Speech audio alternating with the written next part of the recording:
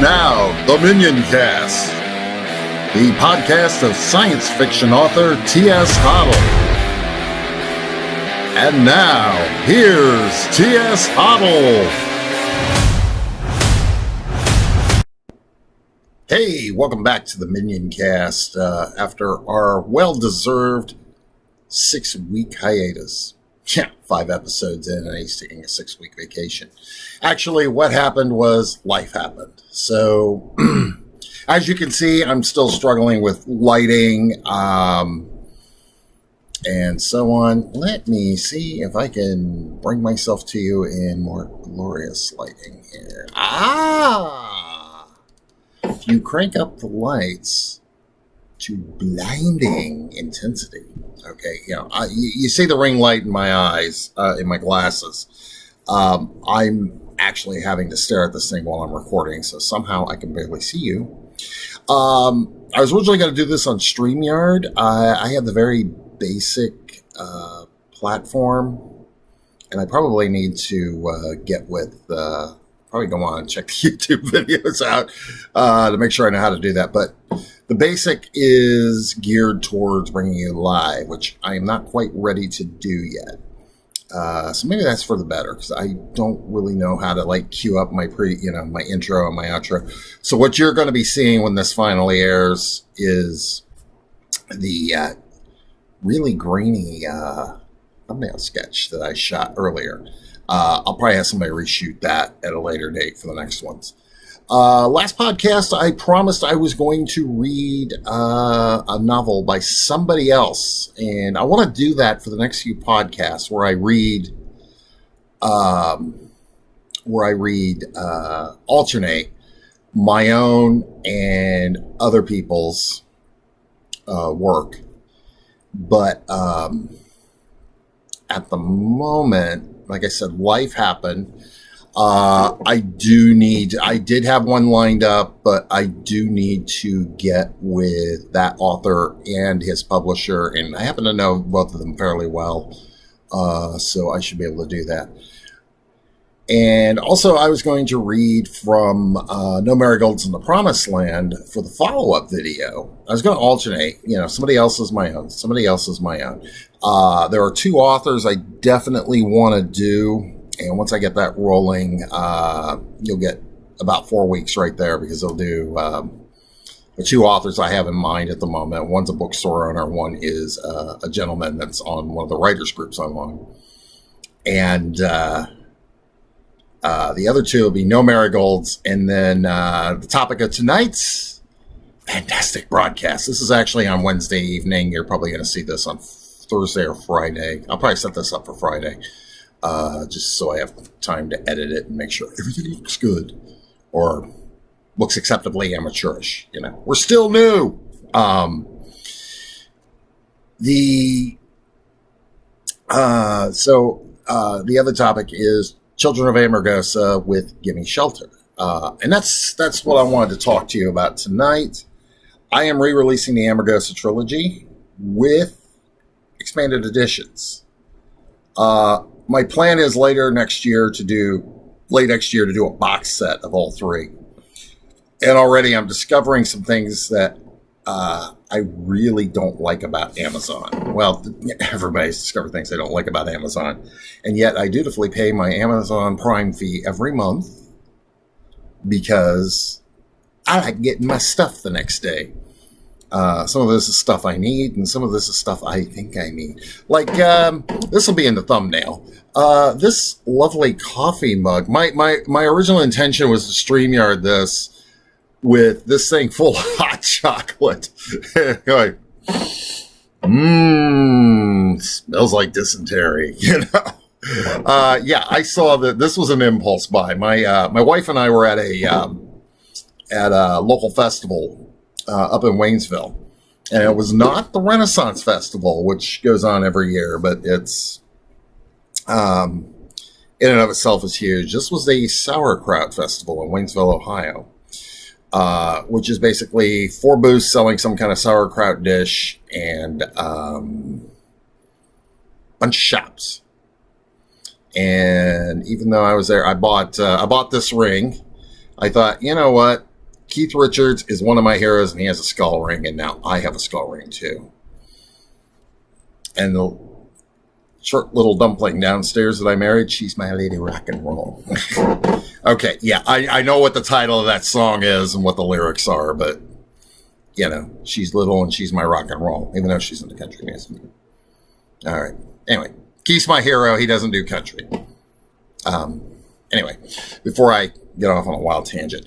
So, this weekend, officially, Children of Amargosa with Gimme Shelter drops. And the one thing I didn't like is that in order to get wide distribution, I had to make the book $16.99.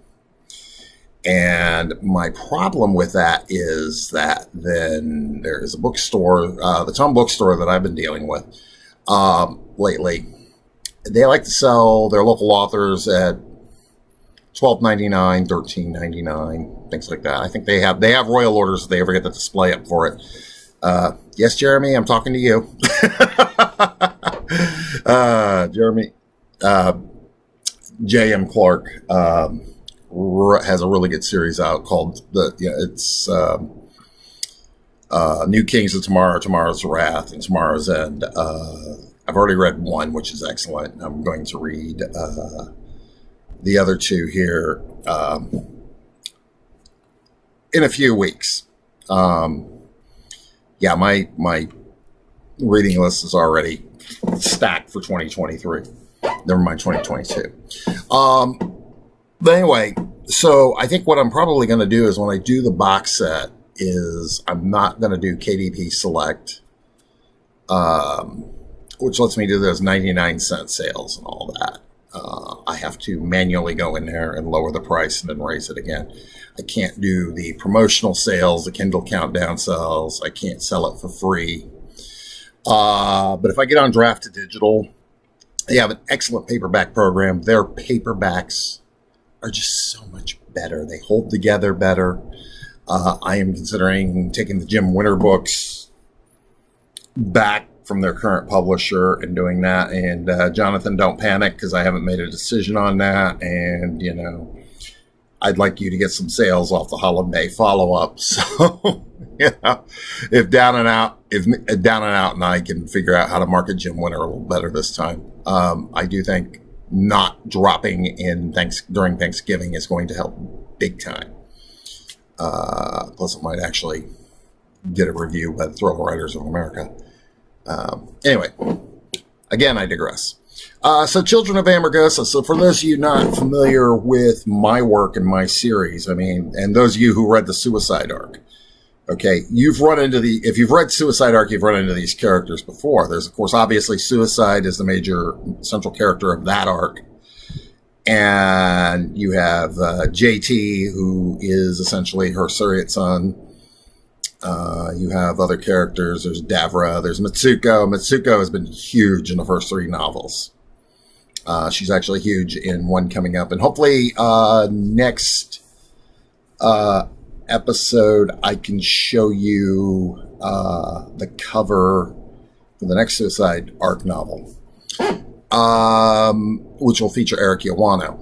Okay, so there's 6, 7 if you count Tishla, the Gelt woman that's kind of befriended, got a little bit of a crush on JT and has befriended the others. Okay, but that's all driven by Suicide, and it's either about how Suicide is mentoring them. One story, Suicide just kind of pops up here and there because it was a little more. It was a character I'd kind of been neglecting in this series.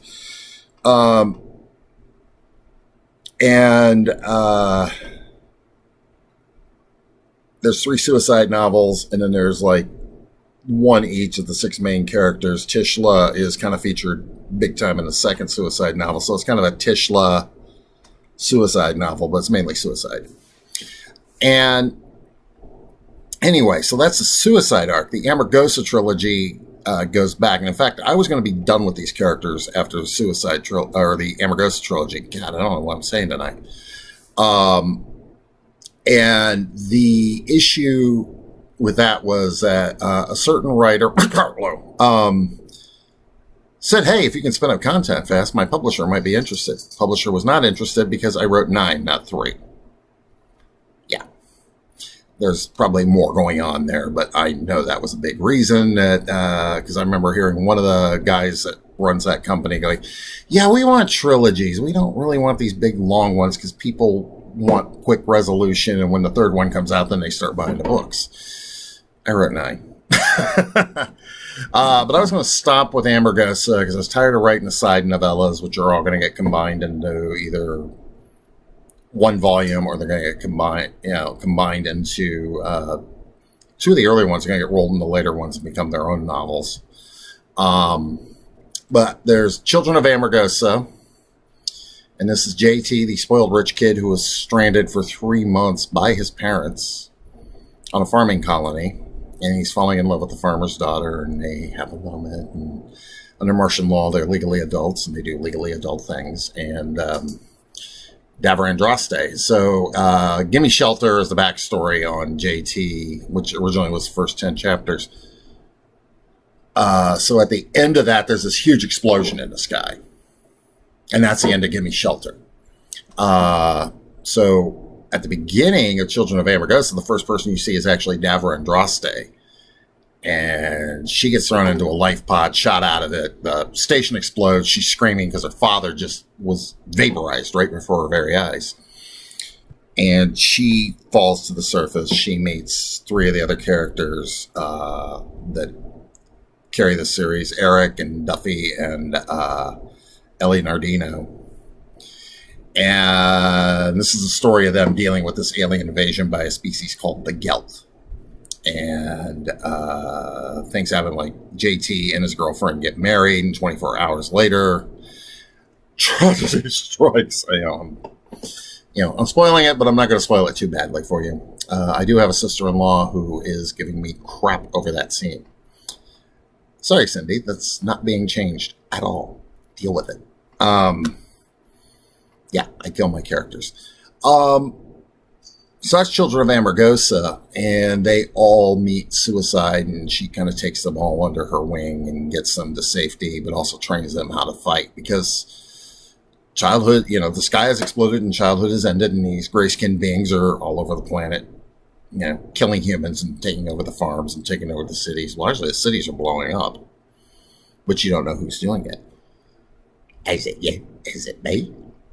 Okay, I gotta stop because I don't want Snoop suing me for copyright infringement. Second Wave is the second Amargosa novel. That will be coming out next month. And I tacked on a story called Among Wolves, where a young girl is kidnapped by these lycanths. And the lycanths you meet in the Children of Amargosa are wild animals. They're not sapient. They will never build cities or anything like that. She's kidnapped by lycanths, but these lycanths talk. You can't understand a word they're saying, but they talk. They have a strange language. They have kidnapped a Gelt, and the Gelt have this ability to extrapolate languages. Like if you sit there and talk to them for an hour, they'll be speaking English. And they'll ask how you welded 10 languages together, but they'll be speaking English. So there's that, and they kidnapped the Gelt because they figured out that the Gelt could do that. They kind of watched them and was like, wait, that guy is talking to that gray-skinned guy is talking to that brown-skinned guy. That's really strange. Okay, we're going to kidnap this pink-skinned girl here, and we're going to throw her in a cave with this guy, and maybe he can translate for both of us. And from there, she ends up being the pack leader, and she's a teenager. And she tramps around like the polar region of Amargosa, and she's picking up stray Gelt settlers and warriors that don't like the new overlord that comes in after Second Wave.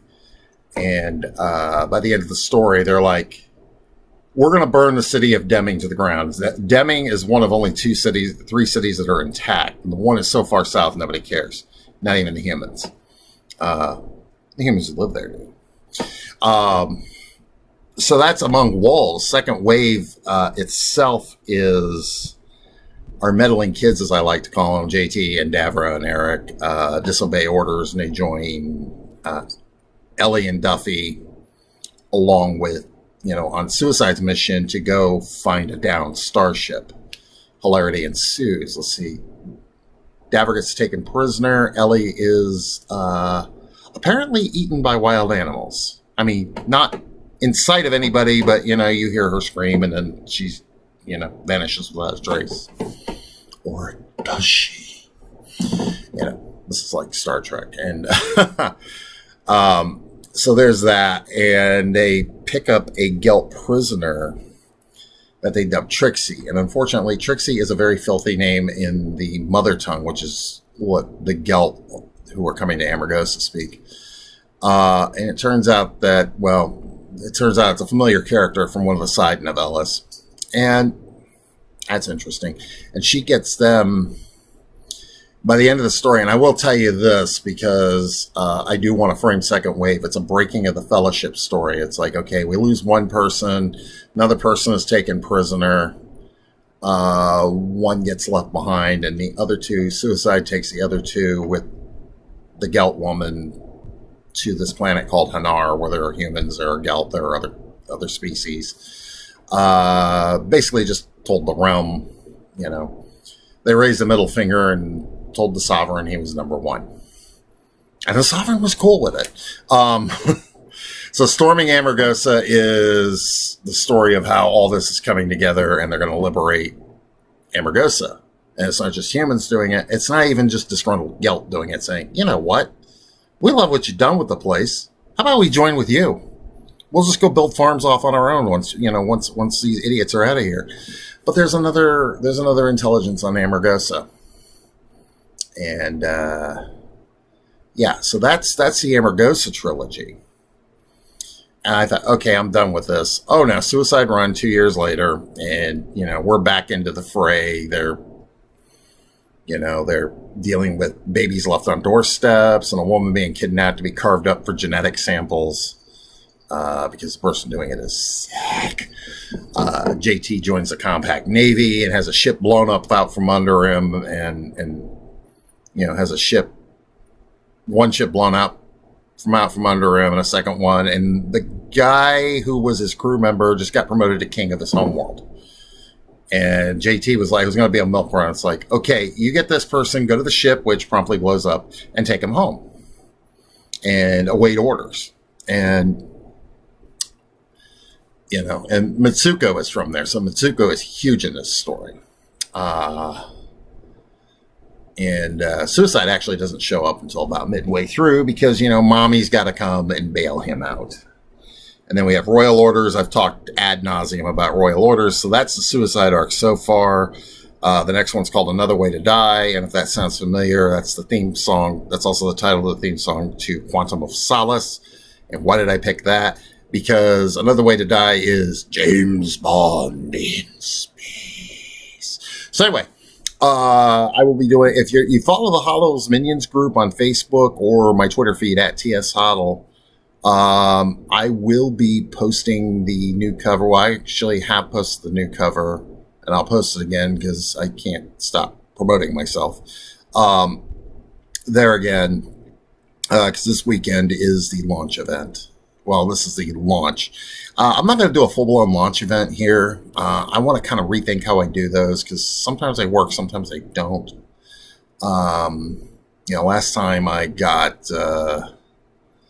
Last time I set up like a live Ask Me Anything and, crickets. So I just kind of deleted it and, nobody got their fabulous prizes, which saved me a bunch of money. Anyway, so I'm thinking of maybe doing an actual live event where I actually go somewhere and do a signing and give a talk and things like that. And I do know one of a couple places where I can actually, do this and get an audience and get them interested as well. And that kind of thing is fun because you're up there talking about your stories. I mean, obviously you want to sell books, but you're up there talking about your stories and people get excited. And that's the fun of being a storyteller. I think I said this before and I used to go to BoucherCon when people just knew, the only thing people knew was Jim Winter. I used to do this, it wasn't quite the same because crime fiction is really And I know this is going to anger a bunch of literary types, but it's a type of literary fiction. I mean, they're just, some crime fiction, the difference between that and something Philip Roth wrote is like that much. It follows a certain pattern. Okay. And now maybe the PI fiction is kind of getting a little more pulpy, a little more lightweight. And the thrillers are definitely what they call beach reads. And, that's by design. There's an art to that. But a lot of the best crime fiction is actually literary. That's why they always say transcend the genre, which I always found to be condescending. But one guy pointed out to me, combination English major and former mafia knockaround guy. Had some interesting stories to tell and knew how to tell them. So, he told me, he said, you shouldn't really get upset about that. And he says, basically what they're trying to say is you do better, you're doing more than the minimum to tell a story, and it shows. So I don't say transcend the genre because I found it annoying when I was a younger writer, and I also know that other writers find that a bit condescending. I will say there are a lot of literary writers out there, not going to name names because, he might be your favorite, but she's not one of my favorites. But just to say that, I would say Elmore Leonard is better than some of them because, Elmore's got a predictable story type, and all that is a frame that he can just hang the whole story on, and there's a lot more going on than you suspect. And this is a guy who writes lean prose. If you read his rules, not everybody follows them slavishly, nor should they, but that was how he did it. And he still managed to do what he did, writing extremely lean prose, and I have always admired that about him. It's also a reason I can't get my crime fiction stories to go as long as I want to. Sci-fi, on the other hand, I wanted to be Stan Lee. And by that, I mean, I wanted to get a following, get people excited, get people interested. I wanted people writing fanfic. I wanted people to write JT Eric /fic, okay, which is, before you get too excited about that, it's never going to happen. These characters don't do that. I didn't write them like that. So, but it's fanfic. You can do whatever the hell you want. It doesn't count. In fact, you don't have to be consistent with yourself. But anyway, I have nothing against fanfic as long as you don't try to sell it and say, well, it's fair use. No, it's not. Fair use is me calling a planet Gallifrey because I wanted to do a hat tip to Doctor Who, and I ended up having to change the name of that. So it's a later book. There's a whole big deal about, they changed their name to something else because, the city, the planetary founders thought that was stupid. Okay. They're obviously Star Trek fans. So anyway, actually it's English history, but anyway, I don't want to get into it right now. I could talk for another hour, and I've already gone 23 minutes according to my camera. So that's it. I'm re-releasing the Amargosa trilogy, and this weekend, this Saturday actually, it is going to be the Children of Amargosa combined with Gimme Shelter. Now, later on, I'm going to do a box set of the books just by themselves. I'm probably going to put out 2 paperbacks. One on Amazon, one on Draft Digital. The Draft Digital gets me on bookshop.org. Then I can put a Tome bookstore link to it. And Tome is right now my preferred independent. So as long as that relationship is good, I want to support them. I'm hoping they will continue to support me. But I've noticed that if it's on Draft Digital, it gets into bookshop.org's listings. It's a crapshoot with my current sci-fi publisher. Suicide Run is there. Royal Orders is there. Somehow Second Wave is on there, even though Second Wave is now out of print. With Amazon, I have issues with it. So I think putting the paperbacks in both places, one, I can take advantage of, Amazon's muscle. And I can also cut the prices back. But I think I get a better royalty share on Draft to Digital, and the books look better. I think so. But Kindle's the biggest platform, so for ebook, I'll have that. I'll always do that, and then Draft to Digital, I'll do all the other platforms. I just like their paperbacks better, to be honest with you. But the other reason I want to do both Amazon and Draft to Digital for print is Amazon has a hardcover program. Now it's in beta right now. But last time I was down at the Tome bookstore, I picked up one of the Tomorrow novels. It's actually called the Palace series. And I, on a later show, hopefully I can get Jeremy on. I can interview him. J.M. Clark is his name, and I can get him on to, and interview him about that. He can tell you more about that. But he did the second and third novel, Amazon hardcover. It's about $25, so it's actually cheaper than your average hardcover. Like right now, if I want to buy Fairy Tale, I got to pay $35 for it. Okay. And I think I am still about a year away from buying my first Stephen King book, new or not on discount or not in paperback. And it's nothing against Mr. King. First of all, I'm trying to build my collection quickly, and I'm about ready to finish this entire canon. But the other thing is that, once those books start to come down in price, like $18, $19, okay, they're not quite remaindered yet. But at the same time, he's still making a little bit of money off of them, but it's not hitting me in the pocketbook so bad. However, that's probably going to change with Holly that comes out next year. It's probably going to be the first book of his that I buy right when it comes out. Last time I did that, I think was not it. I think it was Misery. I bought Misery when it first came out. So anyway, so before this gets any longer, this is T.S. Hoddle for the Minioncast, and I am going to sign off, string this thing together. Let me know what you think of the cool new opening and closing graphics. I got to get a little better with the video editor so I can, because one of the things I want to do is make sure I get the copyright information in on the song that's, the music that I'm playing. But that's going to go in the comments. I will have the link to Children of Amargosa. This will all be up by Friday night. And I will talk to you in a couple weeks when I will read somebody's novel. I have to get back with him again. Jeffrey, if you're watching this, ping me and just verify whether or not you're still good, you or your publisher are still good with me reading your book on the air.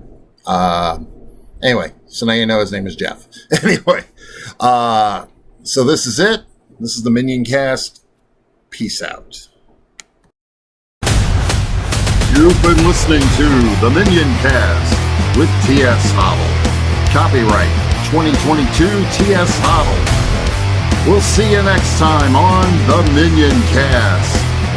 So long.